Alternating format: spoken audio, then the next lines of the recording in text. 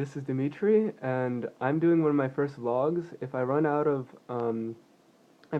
filming time here, I'm deeply sorry. I'll probably just upload the video and I'll do a continuation video, so please watch that. Now, I recently been doing a lot of blogs, but not a lot of vlogs, and I've been doing a lot of research into philosophy. And all of a sudden, I feel like I finally understood what Jonathan Blow might have probably meant by the game Braid. Now, I haven't been this excited in years, trust me. Not since the first time I fell in love, which is really sad. Um, I've decided not to read up too much on what he's saying because he's being very ambiguous, and from what I've taken, he wants to kind of dispel every rumor that's already been put out there, but not necessarily give people what he means. And props to him as an artist and a seer for that. But I'm not going to waste time reading all of that because I really wanted to make this video. I also didn't really want it to influence what I was going to say because I think I'd probably be reading all that stuff without really intending to use it. And it's like Friedrich Nietzsche said, it's kind of barbaric to, I think it's kind of barbaric to uh, look for information that one doesn't intend to use, just as barbaric as misusing information. So I think any motive that I'd have to really read up right now on anything that he's already said about it um, would be just out of my own personal insecurity. Because now that I finally feel like I've figured it out, it's like it's like I almost don't even want to know that I have it because it's burning up inside me so much. I want to think that someone's already thought it through. So if this is something that someone else has already thought through and it's nothing at all according to what Jonathan Blow really intended, I'm sorry to Jonathan Blow, but I'll probably learn about that after I'm done making this video. Okay, with that whole interlude out of the way, sorry for being so academical. What it is, I've been really interested recently in the postmodern philosophy of Jacques Derrida. And Jacques Derrida was a deconstructionist philosopher who basically, along with a number of other postmodern philosophers, pointed out that science is essentially based in language. And what I think that Braid is about is it's a critique of science. This is why you can see kind of in one of these interviews by Jonathan Blow that he's saying that basically that the puzzles are very scientifically designed. And I even showed this game to my dad, who's a scientist, and I've grown up with my dad. And it's no mistake, and here I'm going to get into spoilers. It's no mistake that the plot at the end kind of uses one metaphor, and spoilers from this point on. Please play the game if you haven't, and then come back to it. It's no mistake that the plot uses the same metaphor for a woman as it does for the birth of the atomic bomb, basically. If you're familiar at all with Jungian psychology, there's this thing called the anima, which is like this feminine figure which men are supposed to project onto women. I don't know if Jonathan Blow had that in his mind. That's just kind of what I read into it. There's this thing called, there's this tendency to always be searching for that ideal woman for men. But there's also a tendency in scientists to always be searching for a kind of certainty.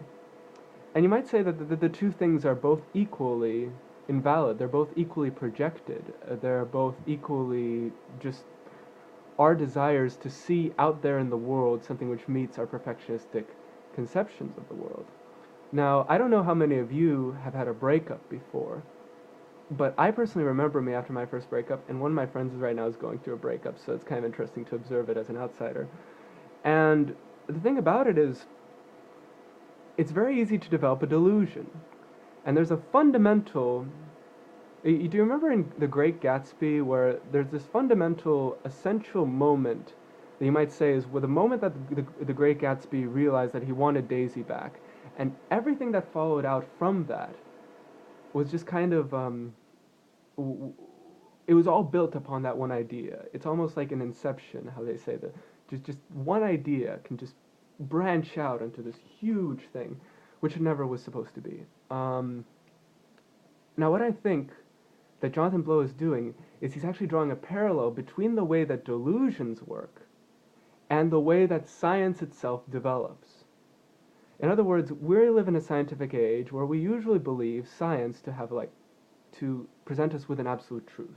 But for a long time, and especially people I think like in the Berkeley crowd that Jonathan Blow hung out with, people pointed out, like, that's not necessarily so. Science doesn't necessarily give us an absolute truth, it just gives us a theory. And I argued about this with several people who were proponents of science.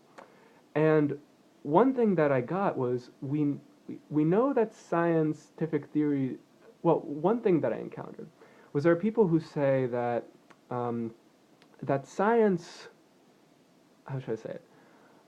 Uh, there are people who say science was wrong in the past, but it's not necessarily wrong now. And my response to that is, well, how do you know that that they didn't basically say that in the past, and they turned out to be wrong? How do you know that you're not wrong now?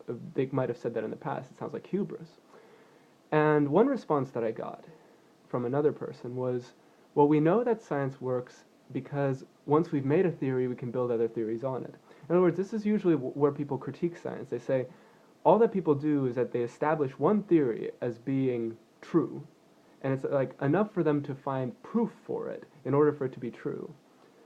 And then they branch out from there, and rather than going back and questioning their original assumption, they find more and more and more theories. They build on that with the presupposition that their original theory was true. And they build on it, they build on it, they build on it.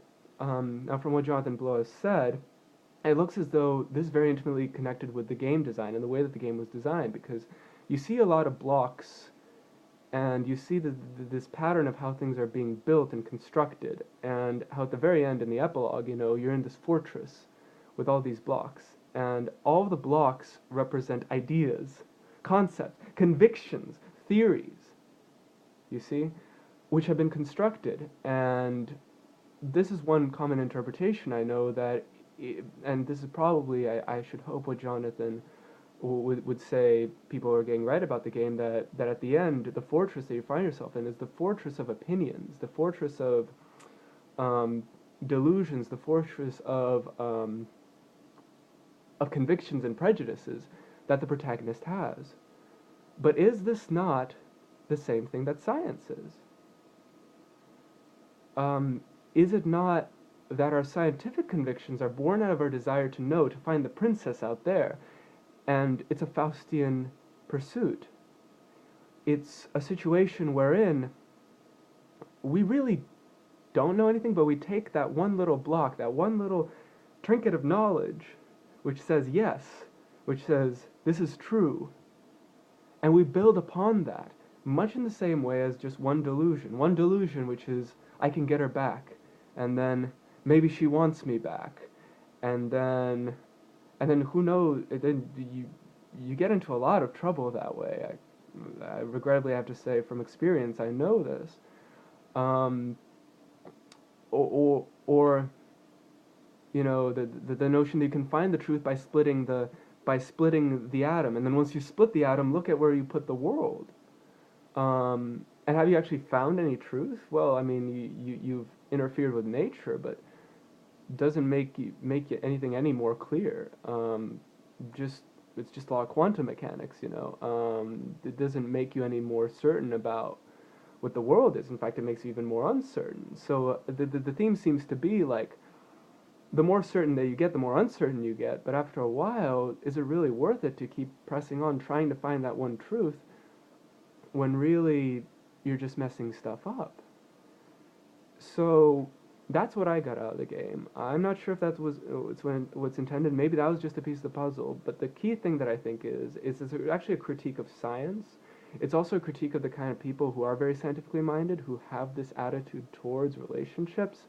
I think it's a critique of men in general, but not in a feministic way, but more, I mean, you could say feministically, like, science is a masculine, biased art form.